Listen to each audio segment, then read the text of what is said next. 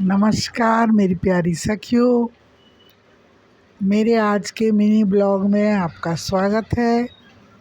जैसा कि मेरी सभी बहनों को मालूम है कि आज महालक्ष्मी व्रत है।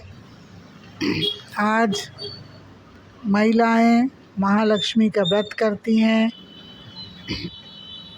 महालक्ष्मी जी हाथी पर सवार होती हैं, ये आप सभी को मालूम है। एक छोटी सी कथा मैं आप लोगों को सुनाने जा रही हूँ, सुनिएगा। मैं शॉप पे हूँ तो थोड़ा बीच में डिस्टर्ब भी होगा तो माफ़ कीजिएगा। कस्टमर आ गए हैं, मैं अभी 2 मिनट का विराम देती हूँ। क्या चाहिए भैया? भिंडी खत्म है भिंडी।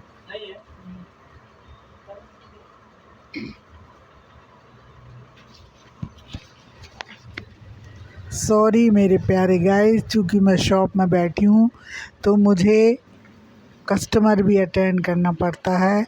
हाँ, तो मैं क्या कह रही थी आप लोगों से, आज महालक्ष्मी का व्रत है तो एक छोटी सी कहानी मुझे याद आ रही है। कौरवों की माँ गांधारी और पांडवों की माँ कुंती जी की, ये दोनों देवरानी जेठानी थी, ये तो आप लोग को मालूम है। और देवरानी जेठानी में हमेशा से कंपटीशन चलता है। सब सोचते हम उससे बढ़ के काम करें, जेठानी सोचती हम उससे बढ़ के काम करें, हम बड़े हैं। तो देवरानी सोचती मैं भी किसी से कम नहीं हूँ, मैं भी उससे बढ़ के काम करूँ। तो कथा ये है कि गांधारी के 100 पुत्र थे, तो उन्होंने थोड़ी मिट्टी लाई और एक हाथी बनाया। तो भी उनका जो हाथी था वो विशाल हाथी बन गया, क्योंकि 100 लोग जब लाएंगे हाथी बनाने के लिए मिट्टी तो ज़्यादा हो जाएगी। और 5 पांडवों ने लाए तो वो थोड़ी सी मिट्टी आ पाई। अब कुंती माँ बहुत दुखी हो गई कि अब मैं क्या करूँ, मेरा हाथी तो छोटा बनेगा तो मुझे अच्छा नहीं लगेगा। तो वो बहुत दुखी थी। तो अर्जुन आते हैं, अर्जुन पूछते हैं कि हे माँ तू क्यों दुखी है? तो माँ अपनी व्यथा सुनाती है कि मेरी जेठानी जो गांधारी है उसके 100 पुत्रों ने मिट्टी लेके आए हाथी बनाने के लिए, पूजा करने के लिए, तो उनका तो बहुत बड़ा हाथी बन गया और मेरे तो 5 ही पुत्र हैं। मेरे पुत्र थोड़ी मिट्टी लेके आएंगे तो मेरा हाथी छोटा बनेगा तो मुझे अच्छा नहीं लगेगा। तो अर्जुन को उनकी ये बात खल गई और वे स्वर्ग गए और वहाँ से उन्होंने ऐरावत हाथी लेकर आया और लाकर उनके दरवाजे के सामने खड़ा कर दिया और माँ से कहा, माँ देखिए मैं आपके लिए क्या लाया हूँ। माँ हाथी को देखकर बहुत खुश हो गई और उन्होंने ऐरावत हाथी की पूजा की।